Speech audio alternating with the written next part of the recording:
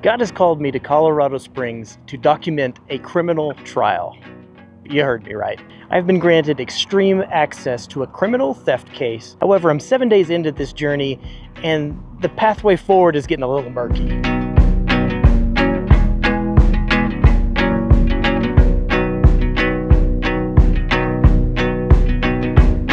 Welcome to Colorado Springs. I am here documenting the case of Colorado State versus Jared Whiteman. Jared and his wife, Jamie, are being accused of theft via their business, Fortified Solutions. Anytime the government takes an interest into people who are living their life via the voice of the Lord, I take an interest in them. So with the permission of Jared and Jamie, I'm gonna do my best, my dead level best, to tell this story.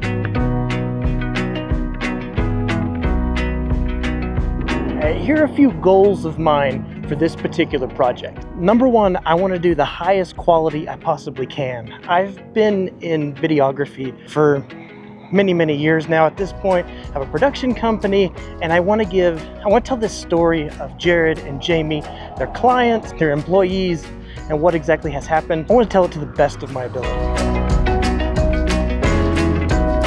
Number two, I'd really like to hone in on the fine points of the narrative. I want to tell the God moments of this trial. It's really important to me.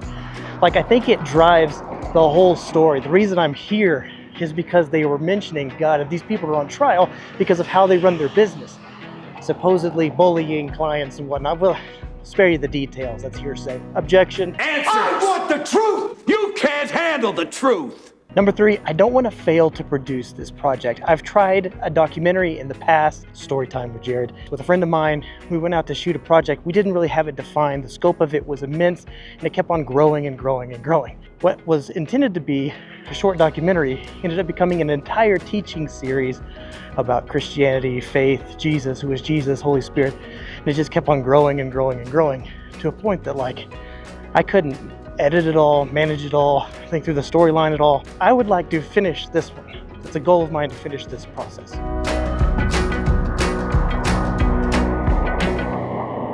Number four, I want to learn how to be able to identify the story, produce the story, and distribute the story well. It's on my list of things to do.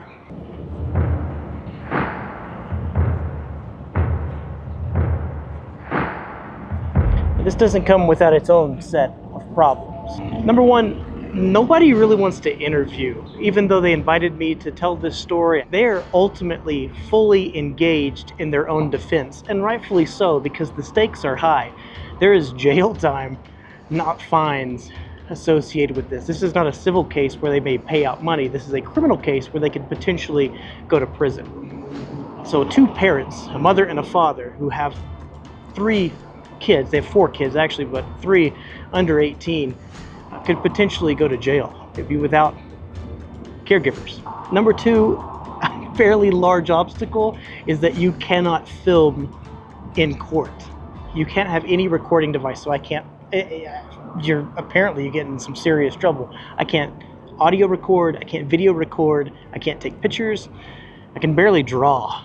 Another is that you cannot film the talent, in this case, Jared, Jamie, and their employees and witnesses, while they're in the defense of the case. It's an ongoing, not investigation, but it's an ongoing case, and they don't want to give away too much of what's going on. You can't really talk. So when you're outside of the courtroom, you're in the hallways and whatnot, you cannot discuss the case because the prosecution is listening, or you cannot influence the jury. Therefore, you have to go off-site to do all of your talking. We've tried this, but see point one. They would rather be in defense of themselves rather than giving sound bites as to what's going on in the trial. And number four, everyone is unsure of what they can say legally. Nobody wants to hop on camera and slander anyone or defame anyone. They're trying to say the points of the case, but even in this case, it's he said, she said, unless you have written documentation. Still, they don't want to defame anybody, and they don't want to slander anybody. Absolutely nobody, myself included, wants to be caught up in a slander or defamation issue. No thank you, no thank you very much. Fortunately, I've done a little research in how to overcome some of these obstacles, and I'll share with you my findings now.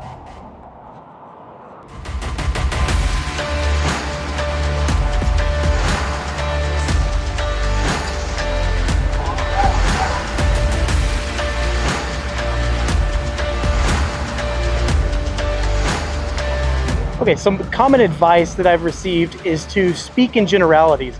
Things like, I believe, or to the best of my recollection, or as I recall it, this is what I believe to have happened. That way, you don't get any slander issues. Just noticed this little guy as I was walking by. My second plan of attack is to desensitize the talent to the camera. They don't necessarily want to be talking on camera, be processing. So I think I'm going to pick up as many nuggets as I can live and in the moment with them, just kind of get them used to that being around, because they are talking about the case when they're around one another and the God moments and the cool things that God is doing. But it is like they're aware of it. I need to desensitize them to this.